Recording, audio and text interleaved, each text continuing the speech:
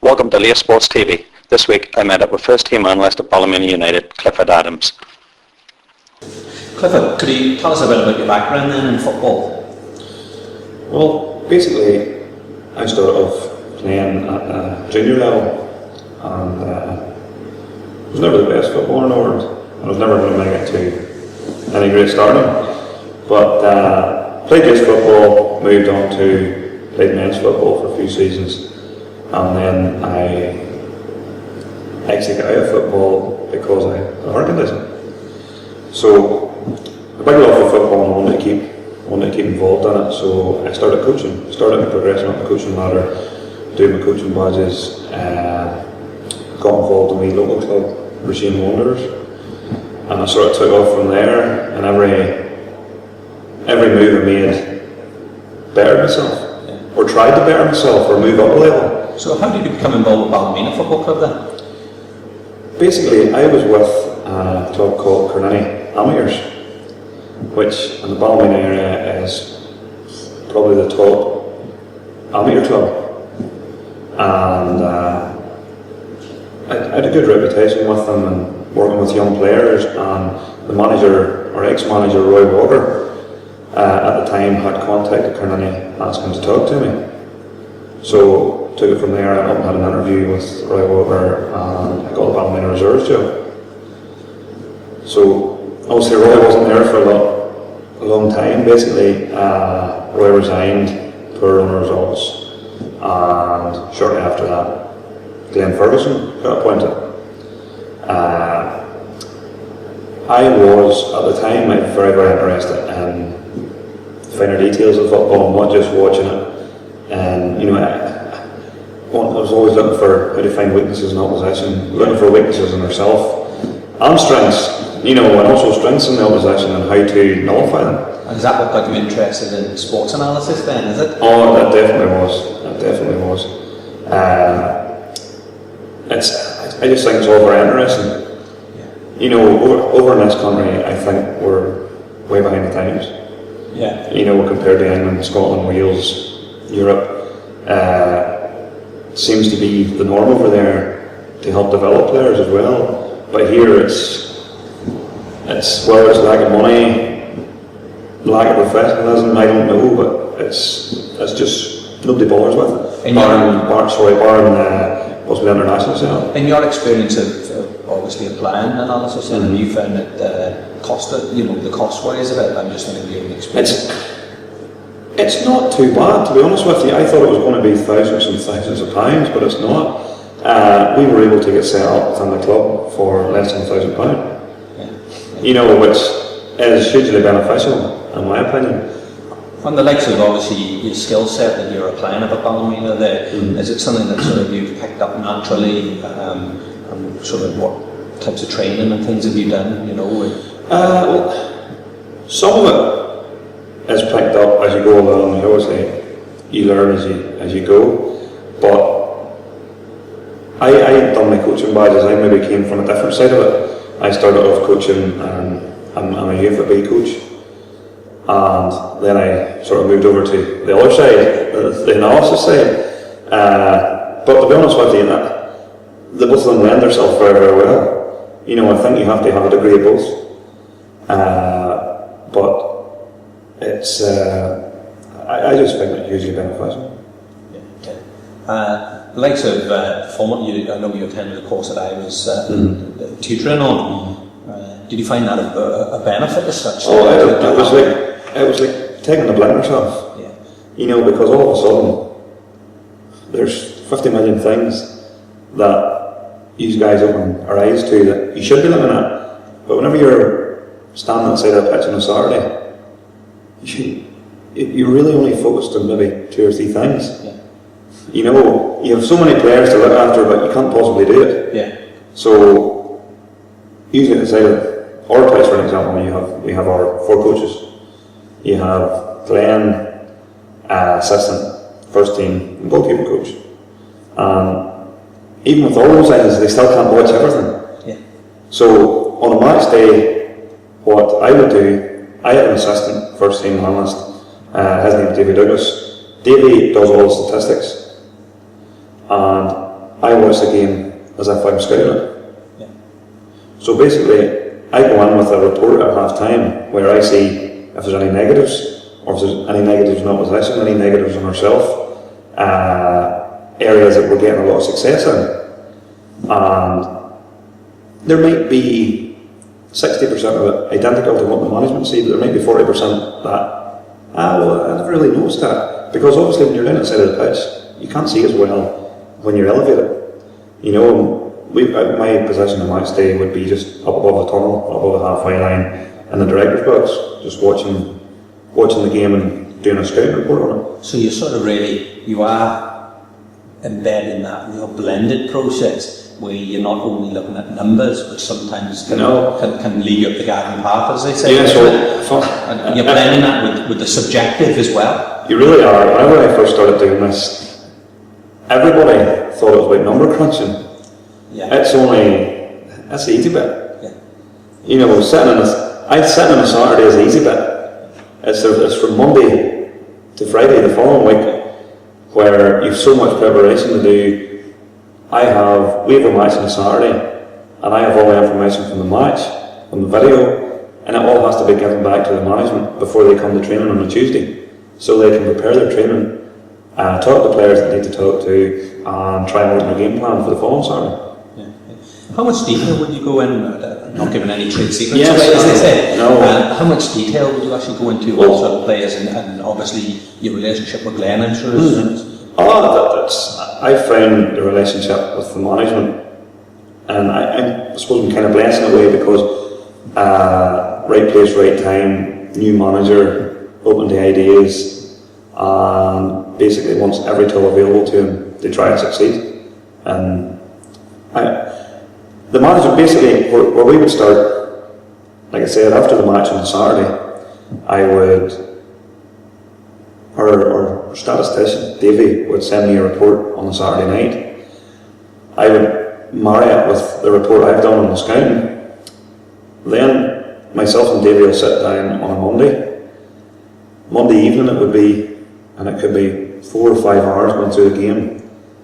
And then we're cutting out, using the export, we would cut out and edit various things that possibly players have been constantly getting out of position. There could be a defender constantly playing the attacker on, big gaps in the defence, just loads of different things. So are you focusing your video analysis in on obviously what you've subjectively to a degree picked up in the scouting report, linking that to the number crunching side of it, and sort of focusing around specific areas of strengths and weaknesses then? I'll give you one example. We had watched Ballymena, and Ballymena are renowned for their counter-attack, very, very fast in the counter-attack, and basically they're 2 wide men, they're out in the line whole time, even see if there's a corner against us where they're out, one on either side of the pitch to halfway line. So normally it would be one striker would stay up, and it would be 2 defenders would mark. And so they've done it differently. They have man out there, and they're both very fast. And what they also have, they have their other striker who lies in the edge of the box, where if their centre half or the man at front post wins it, he's heading into that area. The striker breaks, first ball's out the wings, so then they've got a 3v3 situation where that's things like that. Yeah. But there's people, like I say, people don't understand how much work goes into it, and how much work and how much effort the management actually take on board from all this. You know, it's invaluable from information is king, isn't it? It really, really is. It really, we have our scout in the club, and he goes to he goes to most of the matches, and if he can't go, it would be myself or Davey. Really what we try and do is, we try and get through a lot of videos and stuff as well. Obviously, now there's things getting a wee bit more coverage through the internet. So what I would try and do is I would try and pick out a team and go through their last maybe 7 or 8 games and see if we can pick up wee things, wee things from the fullback or wee things from the strikers, that wee habits that they do. For everybody has habits in everyday life, and football's the exact same. It could be certain players don't go back quick enough, certain players don't go forward quick enough. Everybody has a habit and everything, and in football's the exact same. It's just trying to find out what their habit is, their bad habit, and try and play on it. So would you say your experience and outlook on football then has changed since becoming an analyst, sort of evolving from a coach? Yeah, all bike style. I don't coach myself at the minute, because obviously whenever Glenn came in, I was interested in this, and I actually went on your course, LearSports-tv, and I started doing wee bits and pieces and giving wee bits of feedback at the end of the season. When I was still managing, I was sort of doing 2 jobs at the same time when I was still managing the reserves. And he approached me about 3 weeks before the end of the season and asked me would I be interested in coming up in a full-time capacity to the senior team and bringing all my analysis, sort of took it from there. Have you any sort of stories you're willing to share with us on how players would react to the information maybe and that concept of analysis? Well, obviously like everything, when things are going well, everybody wants to see their statistics, everybody wants to see how they're doing, but when things are going wrong, nobody likes you. Because you're showing what they're doing wrong. Yeah. Even you would get the old player would take the huff or blank now and again because maybe you've had a hand in them having to get a telling off for things, but at the end of the day, it's all done for the club. It's not for the players or against players. It's all done for the club, and it's all done to help the management, and they try and get one team. Yeah, it's getting that over to the players, isn't it? That it's an epic around improvement. Mm-hmm. One of the things, obviously, I've been monitoring your progress since I obviously haven't met you.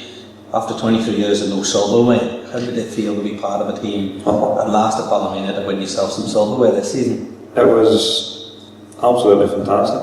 It really was. It was just surreal, to be honest with you, because I'm a fan of Ballymena and I followed them since I was no height. Like I went to matches with my father and grandfather, and my whole family's all Ballymena supporters. So for them as well to have somebody who was involved with the club, albeit a small hood and a big cog, it's just fantastic. Words can't explain it. Although since that we've took a wee bit of a nosedive, but I think that's just some players believe that we've won a trophy and we can let up. But with the manager we have, he isn't going to let up. Obviously, as you say, you're having a bit of an indifferent season and things. With any season, there's peaks and troughs within that. Do you feel the analysis is having an overall positive effect, do you think, on... Well, it definitely is. It definitely is. I think gone are the days where the manager can just go and say, I played a terrible game on Saturday, you done this, you done that, and the player turns around, well, I actually thought I done very well. Now you have the hard evidence to back it up. Like there's to me at Ballymena there's no hiding place. This year is obviously it was a good year we won the trophy, but for Glenn he's trying to get the people in and the team in that he wants. And it's so you're still in transition really? We're still in transition. And everybody's learning. Myself, the management. It's still a learning process. So it is, but he's obviously this is his first full season in management. So I think if you win a trophy in your first full season in management, I don't think you have too many complaints. It's been nice to have a hand in that. It's been fantastic to have a hand in it. What are you sort of hoping for in your own career then? Progress? Have you any plans for the future? Are you looking to evolve your analysis process or anything? Yeah, I'm hoping to go on level 5. Next step up in the ladder for the analysis. Every year I was trying to do something to improve myself. Yeah. And obviously I want to win. I want to win more stuff. I want to be involved with the club that wins more stuff. I want to be the best I can be, like anybody who wants to succeed. Yeah. You know? Thank you very much for your time, mate. Absolute delight again, and we'll keep in touch because I'm paying very close attention to your progress, and I suppose it's nice to case study, you know, how people have evolved, and well, maybe if you don't mind, do this maybe in another 6 months or a year's time, and see where we are. Okay. Thank you very much.